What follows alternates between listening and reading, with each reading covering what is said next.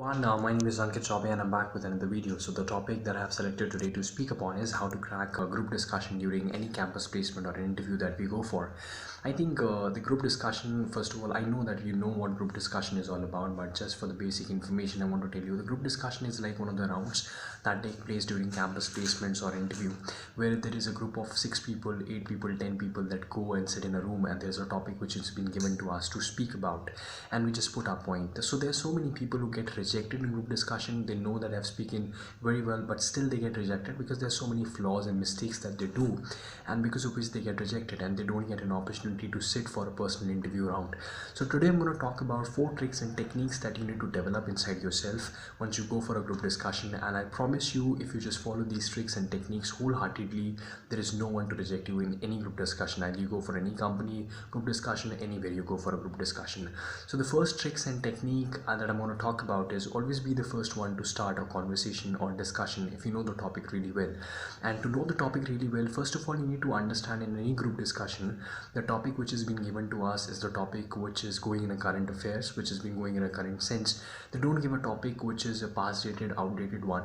So I'm just speaking one thing, like for example, I'll explain you. For example, there is a topic which has been given to us that science is a boon or curse.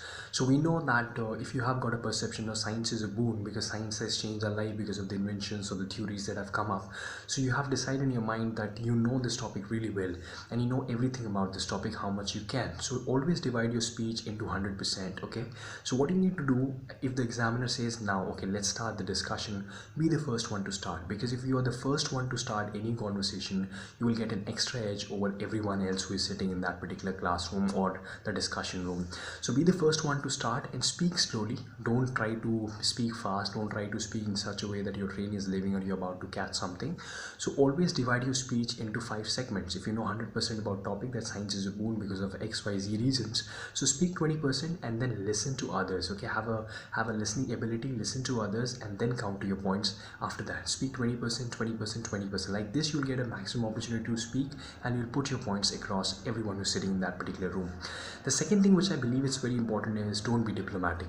Okay, so in the beginning, if you thought that science is a boon and after 5 minutes you're saying science is a curse, so what impression that it gives in the mind of examiner that you're not in a favor or in against. You're not having any point, you're having a discussion which is a senseless, and that will give not an edge over you because that will not help you to get selected in a group discussion round. So speak either in favor or in against. If science is a boon, if there are 10 people who are sitting in a group discussion, they're saying science is a curse and you're saying alone science is a boon, so always be stuck with science is a boon because this is your point and you have to counter your point. You have to stuck with your point. Don't change your point based on the perception of others. Third thing which I believe is very important thing, in case if you don't know anything about topic, develop a quality of active listening. Okay, suppose if the conversation begins, so in that case you don't know anything about the topic, so you'll not be the first one to start a conversation. Don't do that. If you do that, you will fail ultimately.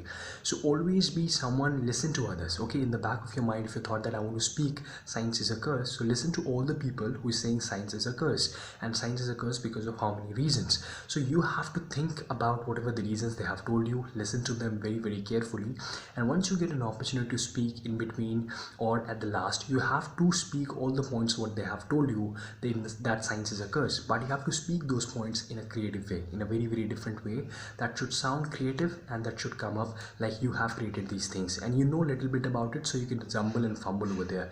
Like this, you will crack the group discussion, trust me. And in that case, it's very important to conclude your points with whatever other people have said, and like this you will be able to speak and you will be able to crack group discussion.